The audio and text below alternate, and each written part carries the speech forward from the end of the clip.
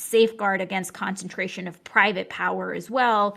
Because, the way people experience freedom in their day-to-day lives is less through interacting on an ongoing daily basis with their government representative, but is through all of these commercial interactions and transactions and economic relationships.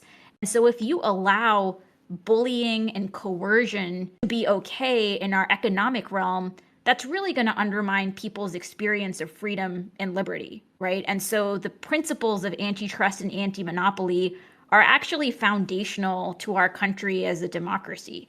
So that's kind of the original vision. Our agency is small. We're like 1,300 people, but we have oversight across the entire economy. We have a fantastic team. Under this administration, we've really been trying to reinvigorate how the agency enforces the law, uses its tools, and really turn the page on a approach since the Reagan years that had assumed that kind of big is always better, and that somehow monopolies are going to deliver lower prices and be better for us. And I think we're just living with reams of reality that contradict that. And so we need to update how we enforce the law too. Can we talk about that a little bit? Because I feel like this is directly against the normal understanding of trust, both universally in other OECD nations, but also specifically in America, throughout American history. The notion that I think the American conceptualization of monopolies and whether they are worthy of scrutiny or whether they're worthy of being busted, right, is entirely dependent on the consumer impact. I feel like this is different than just fundamentally how monopolies or oligopolies occur, that as long as the prices are low, as long as the prices are kept low, or at least if they like consistently increase but only marginally year over year, that these monopolies should not be touched and are not worthy of any scrutiny whatsoever. Would you say that that is different than the attitude demonstrated by other countries? I mean, the United States is kind of a leader in antitrust and anti-monopoly, and a lot of other countries have kind of adopted their laws, in more recent decades. And the U.S. has actually had an important role in influencing how other countries have done things. And it was really interesting when I came into this role and started interacting more with international enforcers. They were kind of taken aback because for decades now, U.S. enforcers had kind of been chiding other countries and saying, hey, you got to be nicer to your monopolies. And, under this administration, we were like, no, we're going to enforce the law. We need to, be really assertive. We need to protect the public from this type of law breaking. And you're right that there are different ways that monopolies can illegally abuse their power, right? They can hike prices, they can depress wages, they can squash out entrepreneurs and new businesses.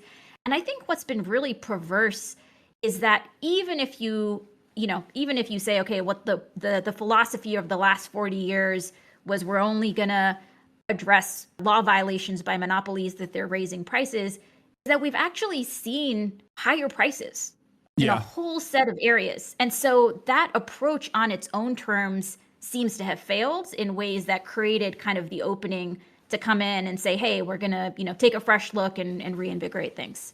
Yeah.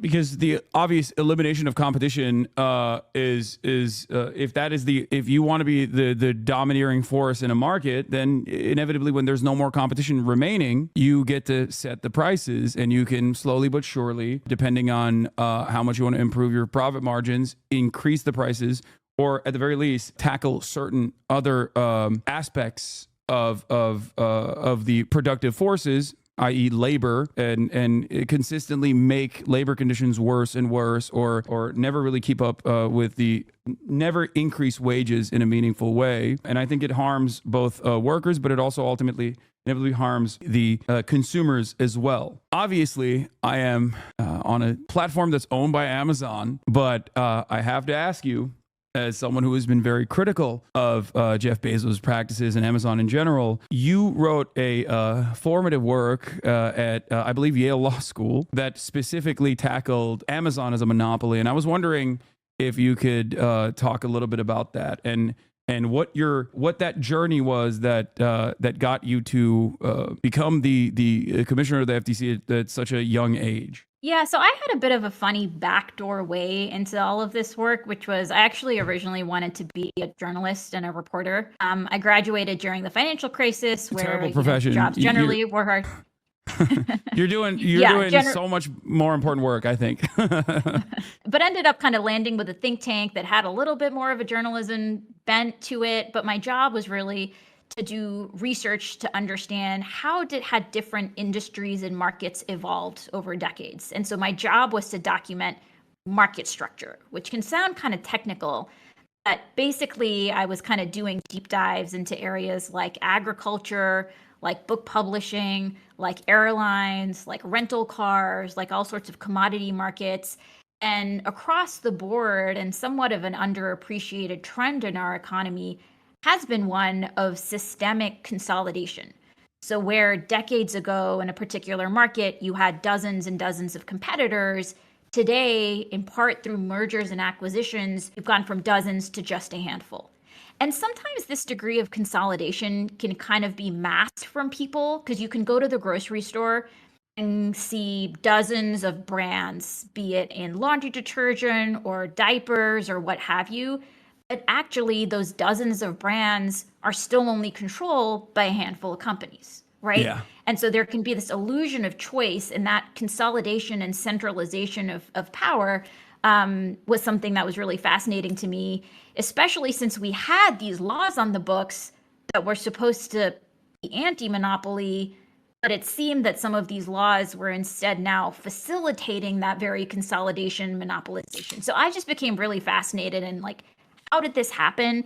A lot of my job at that point also had involved just talking to regular people. So I spent a lot of time understanding how the chicken farming industry worked, where you basically have, millions of consumers on one side, thousands of farmers on the other, and they're actually just connected by a handful of these giant chicken processors. And so what that means practically is that if you're a chicken farmer in America, your entire livelihood can be dependent on the whims of a single company.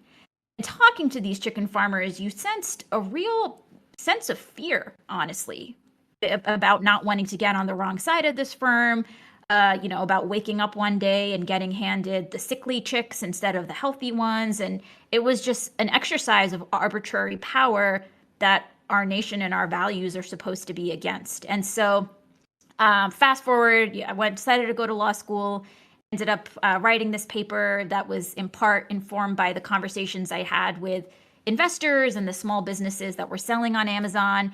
And ended up writing a piece around how the governing framework of antitrust, I thought at that time, was not adequate for capturing the reality of how digital platforms in particular could amass and exercise monopoly power.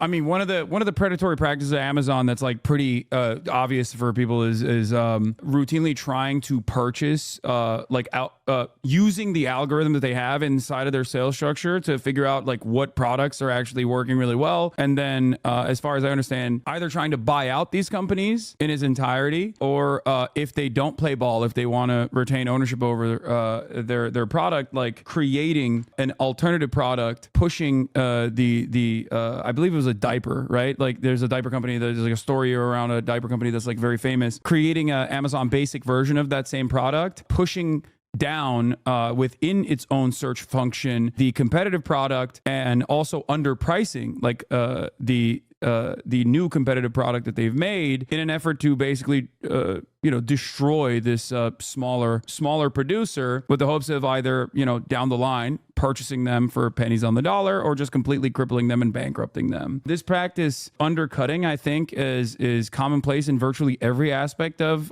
American industry, from Walmart coming into underserved neighborhoods and closing up shops, the mom and pop shops in general.